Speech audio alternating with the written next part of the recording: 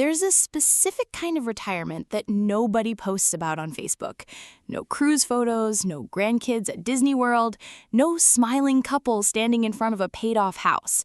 Just a quiet, slow, grinding financial leak that starts small, almost invisible, and then one Tuesday afternoon, usually around month 14 of retirement, it becomes impossible to ignore. And here's the part that should genuinely scare you.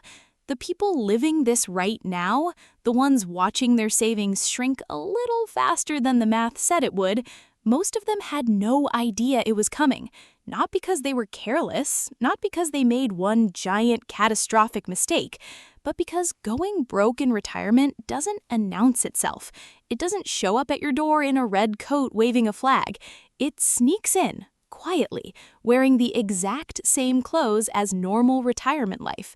Today, we're going to talk about exactly how that happens, the specific, invisible patterns that drain retirement accounts while everything on the surface still looks completely fine, and more importantly, whether any of this is already happening to you.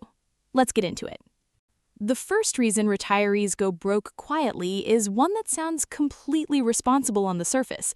They pick a withdrawal rate, they stick to it religiously, and they never once stop to ask whether the number they picked was actually right. Here's what typically happens. Someone retires with $800,000. They read somewhere that 4% is the safe withdrawal rate, so they pull $32,000 a year from their portfolio, feel responsible about it, and go on with their life. What they don't account for is everything sitting on top of that number. Inflation quietly raises their grocery bill, their property taxes nudge up, a car needs replacing, a tooth needs a crown, the heating bill spikes one winter, and suddenly that $32,000 isn't $32,000 anymore. It's $38,000, then $41,000, and they're still telling themselves they're following the 4% rule because they never updated the math. Here's the brutal part.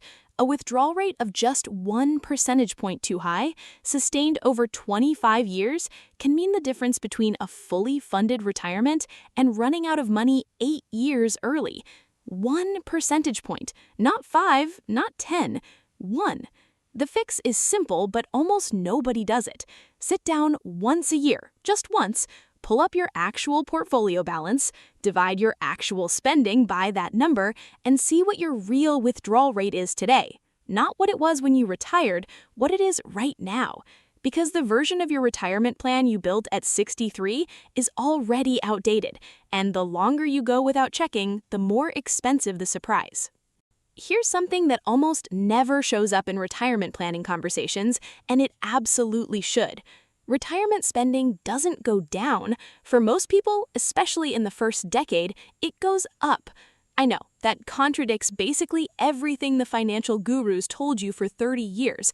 You'll spend less in retirement, no commute costs, no work wardrobe, no lunches out. And sure, those things are true, but what they forgot to mention is that you now have something you never had during your working years, 40 hours a week of free time. And free time, it turns out, is expensive.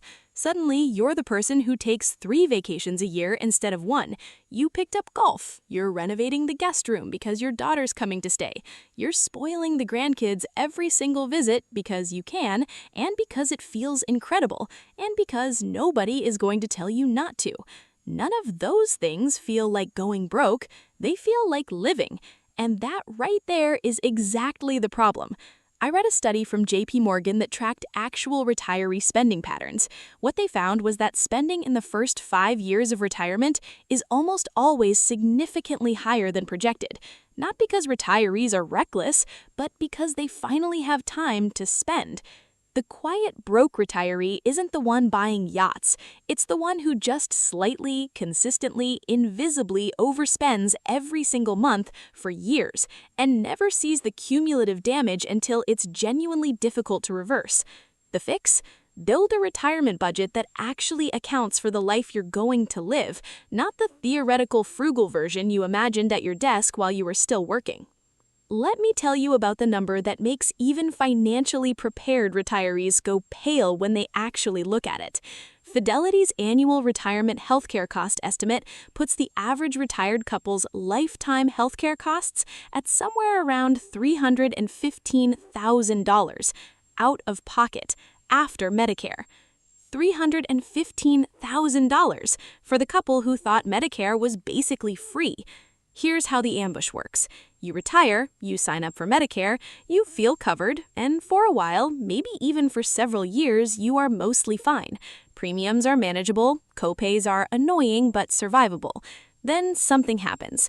A diagnosis, a surgery, a medication that costs $400 a month that insurance only partially covers, a hearing aid, dental work, which Medicare never seemingly covers at all, long-term care, which Medicare covers in very specific and very limited circumstances. And suddenly, the gap between what you thought healthcare would cost and what it actually costs becomes a six-figure problem. The retirees who handle this quietly and comfortably aren't the ones who got lucky with their health. They're the ones who planned for the real number, not the optimistic one. They have a health savings account they spent years filling up. They looked at Medicare supplement plans before they needed them. They built healthcare costs into their budget as a real, significant, non-negotiable line item. The ones going quietly broke assumed healthcare would be manageable and never ran the actual numbers. Don't be that person. Run the numbers, then add 20% for the surprises, because in healthcare, there are always surprises. This one is the most emotionally complicated item on the list, and I want to handle it carefully because the people caught in it aren't doing anything wrong. They're doing something deeply human. They're helping their family. The adult child who needs help with a down payment, the grandkids' college fund contribution you quietly committed to, the son-in-law who hit a rough patch and needed a loan that both of you know is never coming back, the daughter going through a divorce who needed somewhere to land for 6 months, which turned into 18. None of these things are bad. In isolation, every single one of them comes from a place of love. But here's what the quietly broke retiree doesn't say out loud. The cumulative financial impact of being the family bank account, the soft landing, the safety net, the one everyone calls when they need help, can silently drain a retirement portfolio in ways that no spreadsheet ever captured. There was a study from Merrill Lynch that found nearly 80% of retirees provide some form of financial support to family members. The average annual amount was not small, and almost none of them accounted for it in their retirement plan. The wealthy retirees who stay wealthy aren't heartless. They help their families too, but they help from a position of clarity. They know exactly what they can give without compromising their own financial security. They've done the math. They have a number and they don't cross it because they understand something important. Going broke trying to save everyone else doesn't save anyone. You cannot pour from an empty retirement account. All right, this one requires your full attention because it's the most technically sneaky item on this list. A lot of retirees spent their entire working lives doing exactly what they were told. Max out the 401k, contribute to the traditional IRA, take the tax break now, pay later. And they did, diligently, for decades. What they didn't fully absorb was the pay later part, because later is now. And for a lot of retirees, the tax bill that hits in retirement is significantly larger than they expected. Here's how it works. Every dollar sitting in a traditional 401k or traditional IRA has never been taxed. The IRS has been very patient. But at age 73, they stop being patient. That's when required minimum distributions kick in. The government essentially forces you to start withdrawing money from those accounts whether you need it or not. And those withdrawals count as ordinary income. So you've got Social Security income, maybe a pension, some investment income, and now mandatory 401k withdrawals, all hitting in the same tax year. Suddenly, you're in a higher tax bracket than you were when you were working.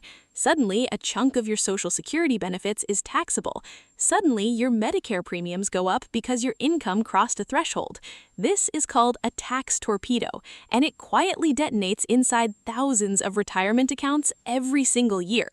The retirees who avoid it are the ones who did Roth conversions in the years between retirement and age 73, moving money from taxable accounts to tax-free ones during the window when their income was temporarily lower. It's not exciting, it doesn't make for good Facebook content, but it can save you tens of thousands of dollars, quietly, invisibly, exactly the way the problem arrived. We talked in another video about emotional spending, but I want to talk about a specific version of it that is almost exclusively a retirement problem: boredom spending. Here's the thing about retirement that the brochures don't show you. The first few months are wonderful. You sleep in, you travel, you do all the things you promised yourself you'd do when you finally had time. And then, for a lot of retirees, especially the ones who defined themselves heavily through their careers, something unexpected happens. They get bored. Not the kind of bored where you flip through Netflix for 20 minutes, the deeper kind. The kind that comes from losing the structure, the purpose, the identity that work provided for 40 years. And boredom, in retirement, reaches for a credit card. Online shopping spikes, subscriptions accumulate, impulse purchases fill the afternoons,